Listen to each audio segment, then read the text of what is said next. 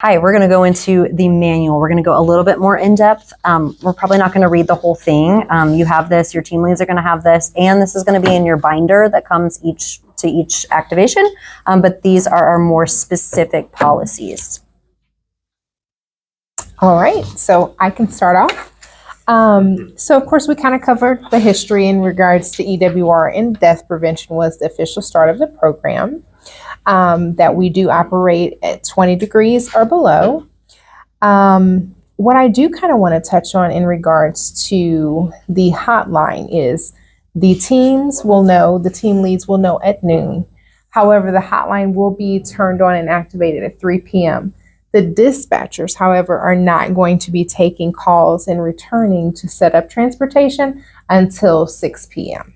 So the message will be available at 3 p.m. so everyone can call and find out that they're activated and where the locations are. But if anyone asks, the transportation dispatch team won't be returning those calls and setting up transportation until 6 p.m.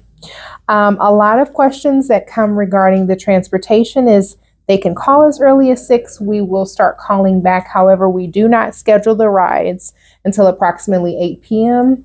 If they're really close in proximity, like maybe 10 minutes or so away, we'll usually schedule the rides for like 8:45, 8:50. So a lot of times they'll say, oh, well, can I get a ride there early? Can I? And as Danielle already said, the policy is 9 p.m. for entry.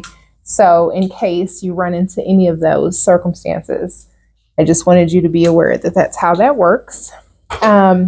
Danielle did touch on the things that are provided and the things that will be in your trailer. Also, one thing is families with children are certainly welcome. However, if there is a youngster under the age of 18, we do require that they have an accompanying adult with them. If for any reason that they're not, we're going to have to invite them in, of course, have them sit. But we would need to call the Youth in Need hotline and make arrangements for them to be spoken with, perhaps provided to one of their shelters or something of that nature, just because they are under the age of 18. We haven't had that happen, but I just wanted to make that known. And then, of course, it kind of touches on recruitment. If you all know anyone that is interested in, volunteering, you can certainly send them Danielle's way, myself, whomever. We're happy to talk to them. Cash donations are welcome. They really typically do not take too many physical donations of any sorts, just because the trailer is so small and it's already packed pretty tightly. It's hard to put anything else in there. So Link is the fiscal agent for EWR, so we do provide a mailing address here. So that's definitely a good thing. Also, community councils, the Continuum of Care, known as the COC, they are having a donation project going on currently for emergency shelter. So there is a web link on the website there. So that's new. If anyone is interested in donating monetary, they could certainly do that there as well if they didn't want to write a check and mail it. So what's the web address? If you Google Community Council of St. Charles County, you would be able to see that link, and it would be under the COC. Mm-hmm. Yep. All right.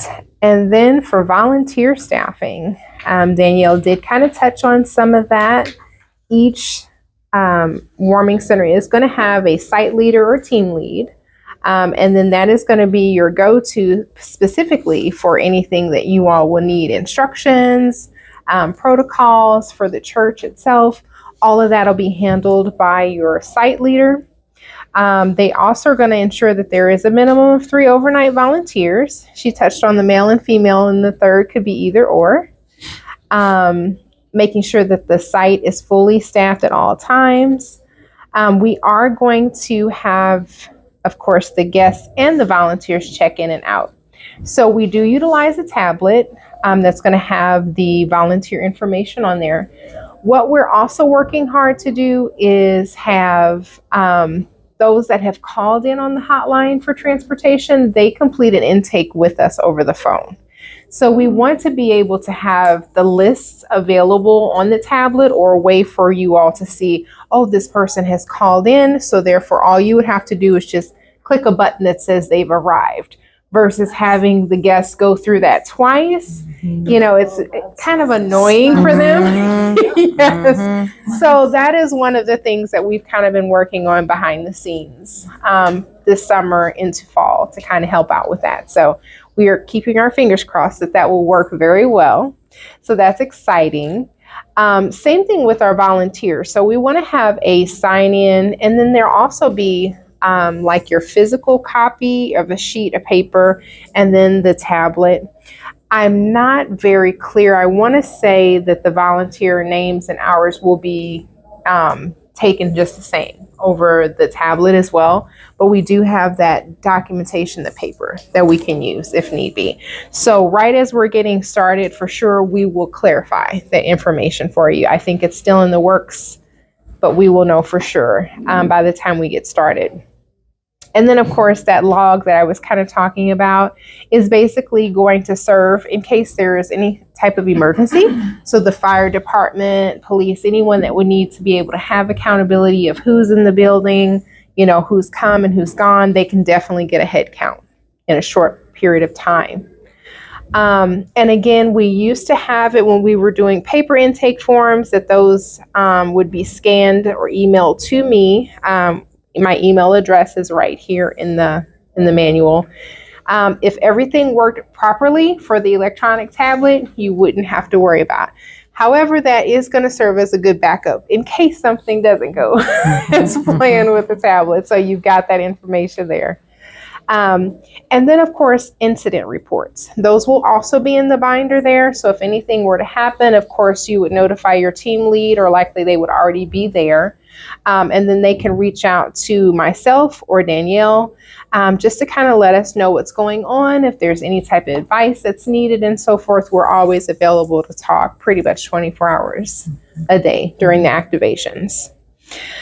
So the next things just kind of go into the roles, and I'm not going to read through those specifically just because I feel like everyone is kind of self-explanatory.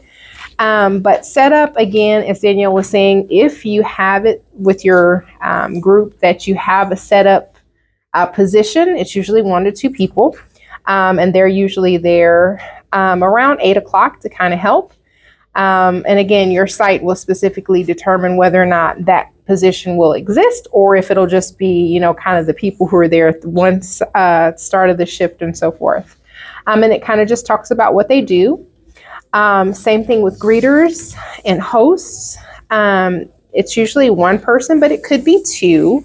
And that's going to be that structure of getting that intake completed with the guests. So it kind of just goes over that.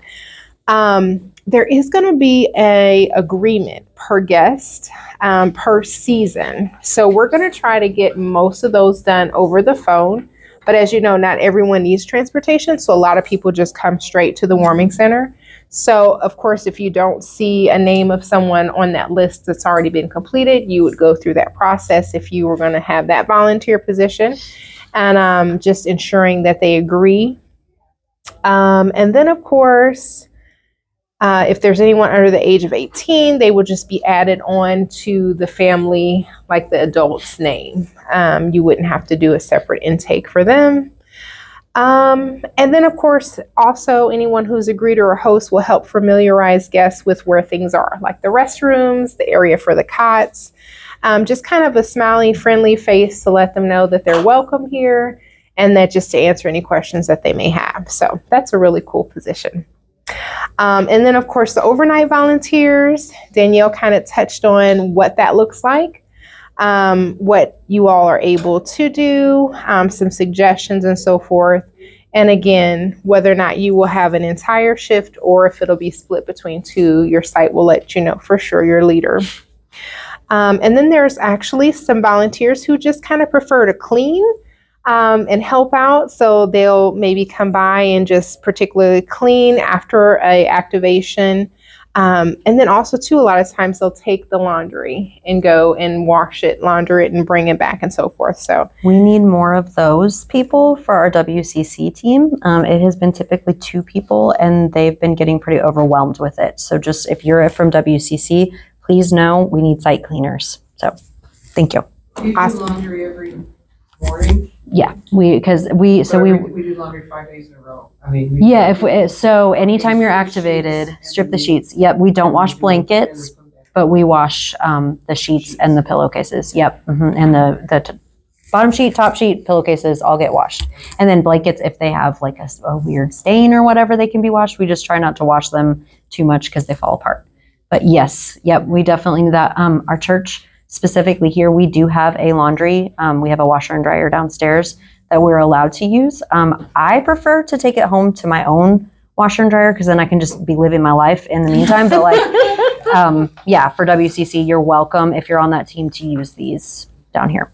Yeah. Thank you. Awesome. Yeah. Oh, cool. Yeah. Cool. That's awesome. Yeah, that's convenient too. Yep. Definitely. All right. So that pretty much just takes care of those roles. You can definitely just kind of read through.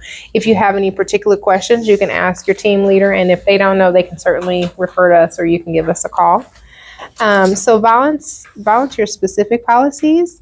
They do ask that you arrive at least 15 minutes early. Danielle did touch on any type of valuables to just ensure that you keep them on your body or have them put in a very safe place that you can feel secure about, because unfortunately the program can't be held accountable for those items. Same with the tablet. So the tablets are EWR property. And so we really have to keep a good eye on those. That was what the theft was last year, is we lost a tablet. And that's fine, but then that comes out of donations that we could then be using to help more guests. So if you are the volunteer really sort of in charge of the tablet, guard the tablet. So, absolutely. And then, of course, you don't want to share any of personal information with your guests. And of course, they give examples such as phone numbers, addresses, business connections. Resources are really good. And I kind of touch on 211. In case you all aren't familiar, you may have heard of coordinated entry. Is a part of the community council organization with United Way. And so they are the case managers that take the calls when they call into 211 looking for help and assistance. And so they do provide a wonderful resource to them. So if your guests aren't familiar with that and they're asking for certain things, I always certainly just reference 211 and have them call there. And sometimes it takes a day or two for them to get the call back, especially when they have really high call volume. They do receive a recording, and so they just leave a voicemail, and they can email, which is really cool. They usually get a quicker turnaround with emails. But I always recommend that if they're seeking any type of resources. We've had guests say, hey, but they haven't called me back. I called them today. And it is, it is an emergency, we all understand that. Just if that happens, if you're talking to a guest and they're saying that, say, what I have heard is that it's often 24 to 48 hours. Yes. So there are people, they will return your call, they will email you back, but it's going to take a minute. Right. So again, it's not ideal when you're in a crisis situation, but it is also the best we have. Right. Absolutely. And then, of course, we do not want to give money, cigarettes, rides, or anything of that nature to the guests. Money. Yep. No, I don't want to do us versus them. Historically, guests have asked for gas money. That's not something we provide. That's not appropriate. Just say, you know what? Sorry, unfortunately, policy. You can put it on us. You can put it on EWR. Sorry, EWR says I'm not allowed to do that. Right. And again, you could give that resource of 211 because they do actually have gas cards a lot of times that they are able to meet with the client and provide to them. So definitely 211 is a great resource for that too. And then, of course, we just want to make sure that the warming center is a safe place for our guests. We don't want to cause any problems with their privacy. So we do actually have, for our volunteers, a form that you all will fill out as well. So in regards to taking photos, asking permission for them to share their story or things like that. So that'll kind of be on that form too that she'll go over. So that's kind of just what we want to focus on, ensuring that their privacy is kept that way. And then, of course, emergency procedures. We do have a first aid kit on site, but we are not allowed to administer any type of first aid to them. So we can provide that to them so they can utilize a Band-Aid or ointment or something themselves, but we're not allowed to assist with that. If you think that a guest needs medical assistance, or if there's perhaps a life-threatening emergency or something of that nature, we definitely always want to call 911. Should a guest need CPR or the use of defibrillator, volunteers may administer this. So due to the Good Samaritan law, we are covered under that aspect. But anything else, we definitely want to allow them to self-care for themselves, or either bring the actual medical professionals on board with that. New this year, we have Narcan. Yes. Yep. So that's in our kits. Yes. Yep. So that's awesome. Mhm. Yeah. Do the fire departments here with WCC ever come in for CPR lessons and things for people? We in the used groups? to. Yeah, we used to. That's not I know something they we've did done that in a when I while. helped out. Mm-hmm. Yeah. Yeah. Do lifesaver. Mhm. Yeah, for sure. So we can. We just I was haven't just done that. curious. Mhm. Yeah. Mhm. In fact, we actually did a couple of years or so back, 2 or 3 years ago, we actually had fire departments that would come and kind of actually go over like utilizing, oh gosh, why? The fire extinguishers. Yes, Yeah. thank you. Yeah. And the CPR. Good So thing to know. It is. absolutely. Yeah, it really Yes. is. Mhm. Yes. So that's something that we could certainly look into, maybe making connections and, Sure. and having those trainings available if you Yeah. all are interested too, because they were offered previously. Talk to your team leads if that's something you're interested Yes. in, and they can talk to us. Absolutely. So we kind of went over the medical. I think. Okay, so it talks about if a guest were to get into a fight and it appears to become physical, we definitely want to call the police. We want to inform EWR staff immediately. So that means you would call myself or Danielle and let us know what's going on, because we want to be able to be on the phone line to support you with anything that's happening. But definitely getting the police involved is the first and foremost thing that we want to have, because they're able to get there quickly and control the scene. So that's definitely your go-to. If a guest is exhibiting any active mental health symptoms or appears to be intoxicated or otherwise high on some substances, if they're causing a disturbance too, we want to call 911 and just let the dispatchers know that, hey, we would prefer a CIT officer if they are available. If not, we'll take what we can get. But just letting them know that, hey, this is a warming center and that we are currently experiencing this issue, and they will certainly send someone out. And then, of course, it talks about if a guest drives himself to the warming center and their car will not start in the morning, volunteers may assist in trying to get the car to start, change a tire, etc. Volunteers may also call a towing company for the guest, but it will be the responsibility of the guest to pay for their own towing bill. Volunteers may not transport guests. EWR is not responsible for towing or repair expenses. And you can call or text Danielle or myself with any questions. And then, of course, police should be called if volunteers believe themselves or anyone in the site is in danger. It is always okay to call the police. The police can determine safety and appropriate next steps. So in your manual, there is a list of non-emergency numbers, which are available 24 hours a day. Usually someone is available. So you can always call in, just talk to someone about a circumstance. If you feel like, oh, this could possibly escalate, but it's not there yet, you can definitely give them a call and they can kind of talk you through, or even just send an officer out to just have on site for a little bit. Crisis nursery for any children, the number is available. So if you notice that you do have a family that has a small child or something of that nature that could possibly utilize, you could certainly give them a call. Same thing with youth in need. For homeless youth that come, we definitely want to invite them in, let them stay warm, but definitely contact youth in need for further steps. Behavioral health response is a great resource here. So they're good to have on staff or on call to talk to if need be. And then EWR staff, myself, Kathy Thompson, and Danielle. So these are all of our numbers here. So definitely highlight that. So if you guys have any concerns, questions, or issues that arise, you can certainly give us a call. That's not everybody, but these are going to be the main ones to be in contact with. Yes. Kathy, the one who runs NECAC? And she's Link. Link. Yep, that's Kathy. Yes. Yeah. Yeah. And I want to note on the EWR staff that this year, so we started this with Cooling Center as well, but first night of activation, you're going to have an EWR staff person out with you. We can stay all night, or we can just stay for a little bit of the night. We can probably stay till like 11. It's kind of what you and your team leads kind of are feeling comfortable with. Obviously, I'm going to be here for WCC. I am your team lead. I'm going to be here, but someone from the staff rotation, and maybe one of these three, maybe somebody else, is going to come out. The next time you're activated, so that would be, we can see how the night goes for that, like the same week, but say you're on call for 2 weeks from that first time, we're going to work out with your team lead. Does an EWR person need to come back for the first night? We're more than happy to come out. EWR this year, we are really wanting to be as supportive and as present as possible.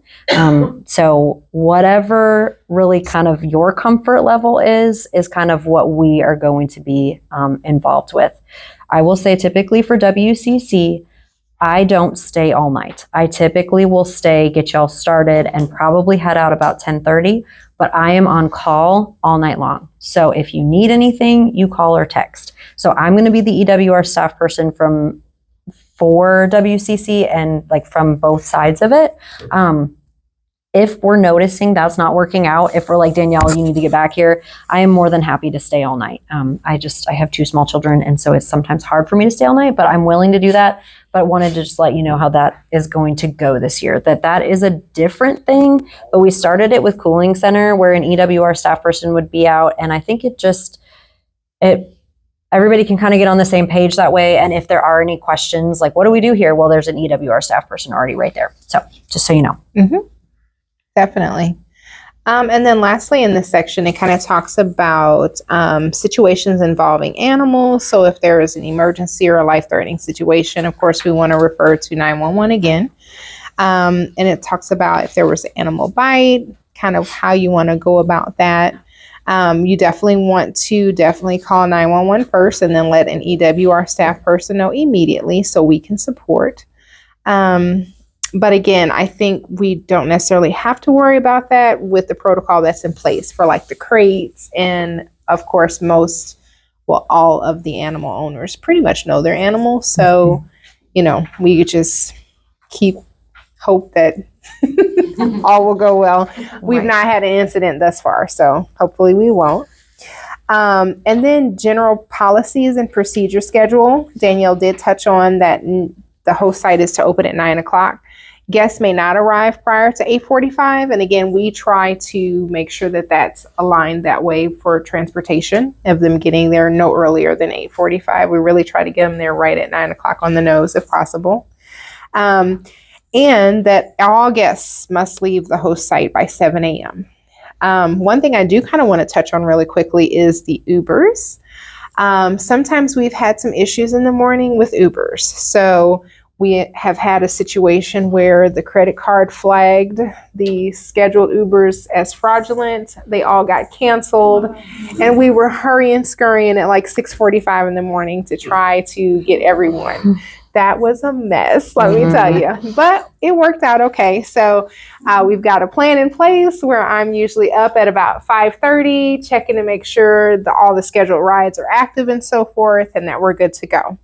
I usually am up in the morning kind of talking with the team leads to ensure that, in case someone doesn't have a phone, they will usually utilize their cell phone number. So they will get that particular text message that says, hey, this driver is going to be coming in this car at this time, and so forth. I then try to kind of attach the guest with that Uber or Lyft in this case that we'll start using.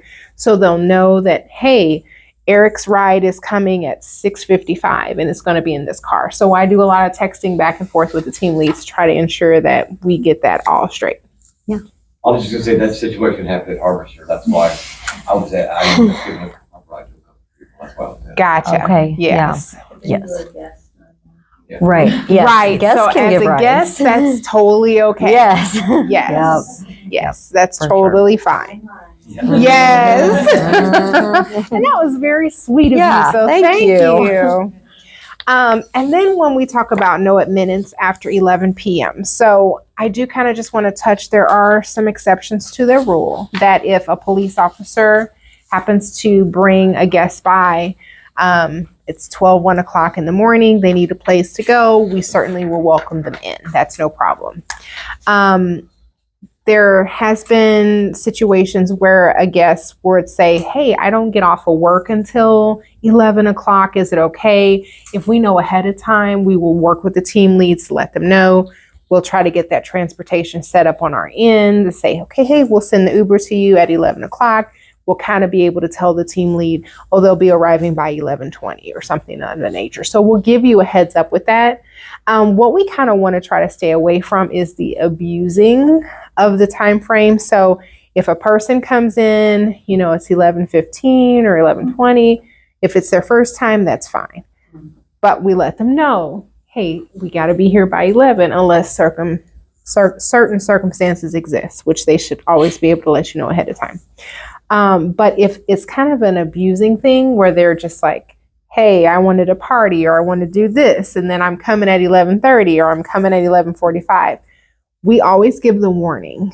But when it's like the third time and so forth, the host site does have the right to say, hey, we've given you 2 warnings prior to. You already know the rules. We can't let you do it. So that's kind of what we mean by no admittance after 11 o'clock, is when we have that habitual, you know, guest that just keeps repetitively coming late. So other than that, we should be pretty much good. Again, the binder is going to be really important. It's going to have all your papers that are going to be your backups for when the tablets, well, I shouldn't say when it, shouldn't they not work? So you will have that. We're going to try to keep our fingers crossed that all goes well. But yeah, if you guys feel like you need anything there, you can certainly let us know. We're happy to get copies out to you, make sure everything is good for what you would need paper-wise. And then the trailer. Danielle is usually in charge of that, My coordinating husband is. that. Yes. Yep. Mhm. Yes. So if you want to talk on that, you certainly can. Yeah, so we're going to bring the trailer typically on Sunday, but it can vary. Like for y'all, since you guys are going to be open more, we're going to bring your trailer before your first week. But so typically it gets there Sunday. Typically it is my husband, Jesse. He will bring the trailer to you. He's going to give you a trailer key and he's going to give you the tablet. Again, everything should be in there. If something's broken, if something is weird, definitely let me know. But as of Saturday, we have 30 cots in each trailer and 25 bedding sets in each trailer. We are trying to keep no more than 25 guests at each location. So that's why we have that. We have more cots in case they get broken. We don't have a bunch of extra stuff right now. We did replace quite a few things this last year. So a lot of them are brand new, but that's where we're at, that you're going to have 30 things, 30 cots and 25 bedding sets. They are all completely clean and good to go as of Saturday. So that should be what is showing up to your site. When we have to break down, like say a church is activated Saturday night, but then the next church has to be activated on Sunday, sometimes it takes a little bit longer, but we're going to work that out with your team lead. One last thing on the note of the trailer. There is a trailer lock. Sometimes the lock freezes. There is, like, the key is the key. We have 3 sets of the key, but it is the key. There is no other key. So if the key is not working in the thing, it is likely because your lock is frozen, not because the key is not the right key. So Jesse is not going to come out in the middle of the night because the key is not working, because he did that before and he got really mad because it was not, it is the key. So There are little sprays that you can yes, use for them. I've had yes, to do that. yep. So we have those right now in the trailer. So what we're gonna right, Take it out, Yep, right? so we're gonna keep those outside of the trailer once they're transferred. If that does not work, you can do salt water with it's like warm salt water.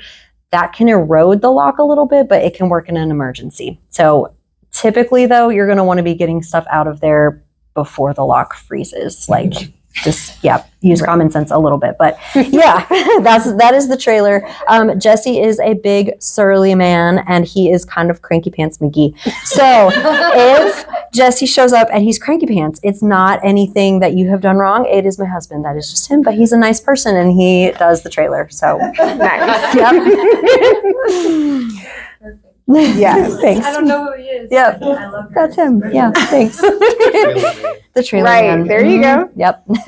All right, so I think pets we covered pretty well between the frequently asked questions. So if there's anything you're unclear of, feel free to let me know. This is kind of the part I was touching on, safety and courtesy policy procedures for volunteers. So photos, okay, taking pictures of our guests is not allowed, but only in the case that they have signed a photo release form at intake. That's So we new want to this make year. sure, yes, that that's important. They're not required to sign the photo release to participate in the program, and we just want to ensure that they understand that, hey, you don't have to sign a release to be part of the program. It's just if you're willing to, it's available to them. And then all photos should only be shared for EWR marketing and reporting purposes. So a church may post a photo to their church website, social media, reporting on the event. Again, only if they do have the permission of the guest. And then, of course, we do not want to share to personal social media accounts at all. Confidentiality at the start of each session. Volunteers must sign confidentiality agreements to be stored for the remainder of the season. That's new this year. Yes. So any personal or identifying information about guests may not be shared on social media. So that's also kind of a big thing. So I was speaking of for the volunteers to ensure that, we just maintain their dignity and privacy for things, that we don't want to use names and we don't want to just go home and talk to our families about, this, by their name guests, you know what I mean? Like just being very cautious and just much like HIPAA in the medical world. Yeah. Exactly. And then, of course, safety and courtesy policies and procedures for guests. Non-registered people cannot enter the warming center. So either they have to have an intake completed by dispatch or by you guys. So that's one thing we want to focus on. That basically means people can't just come hang out. Yes. Like if they're not going to stay overnight, they can't just hang out and be like, bye. Like they have to actually participate in the program. Right. And staff does have the right to search or ask us to search a guest bag upon entry. If the guest complies, they may keep their bags or belongings with them. If they do not permit the staff to search bags, the bags must be tagged with their name and put aside by staff and returned to the guests only when they exit the center. All guests understand and agree that their bags are subject to inspection, and refusal to allow may result in the guest being asked to leave. That is not a common situation. Right. We just needed to state that just in case. But it's not like they're going to be filing in and you're going to be like doing a bag search. Right. So Yes. And then, Road report. yeah, right. Yes, that's not what's happening. Yeah. and then of course, prescription and over-the-counter medications must be stored away in the guest bag and not shared. Smoking is not allowed inside the host site at any time. Usually an outside smoking area will be designated. All smoke breaks will be monitored by volunteer staff to ensure guests are not drinking or using illegal drugs. To limit disruption to guests sleeping, the last smoke break could be at 10:45, first is at 6 a.m. Guests may use their cell phones, but they have to be turned off by 11, or in this case, they could just have it dimmed very low and then have the volume very low. And they may even have like an earbud or ear pod or something like that. So that's usually not a problem. They have to take all of their personal belongings with them. So if they know, it's going to be cold the next 2 to 3 nights, can I just leave my things here? No, you got to take it with you and bring it back. So It gets complicated really fast if we let It them does. if we let them leave it, and so we don't. That's now fun to enforce, but that needs to be enforced. right. And then, of course, just any disrespectful or inappropriate behavior, whether that's, sexual language or any type of arguing, fighting, and so forth, that will not be tolerated and is definitely can result in immediate dismissal. So those are the main key points and takeaways. You guys know that no alcohol or illegal drugs are allowed. Anyone who is intoxicated or appears to be under the influence may be asked to leave if they become disruptive. Weapons are strictly prohibited. Only food or drinks provided by the host site may be eaten or prepared in the facility. Guests are to remain in the designated part of the area of the building. Of course, they have to sign out by 7. And then I just said no personal items are to be stored. So I think that covers that part. Do you ask if they have a knife? Yes, You can't ask if there are weapons in there. Yeah. So Mhm. last year we started checking in weapons. So that would be something as guests are coming in, we let them know we are going to go ahead and check in weapons. We probably, and what we learned last year is we need to specify what a weapon is. So yep, we need to say, even if it's a pocket knife, even if it's your can opener, we're going to go ahead and check those in. So we provide like little Ziploc baggies. They can put their name and put that to the side. If a guest chooses not to check in the weapon and then the weapon is found, that can be a reason that a guest is not invited back. So it's not an immediate dismissal, and we kind of have to take it case by case. Like if they just had their pocket knife and it fell out of their pocket, like we're probably not going to be too concerned about that. But a weapon is a weapon, and we need to be careful with that. And so that is something, we need to be really careful. So check in weapons at the check-in time. Yeah.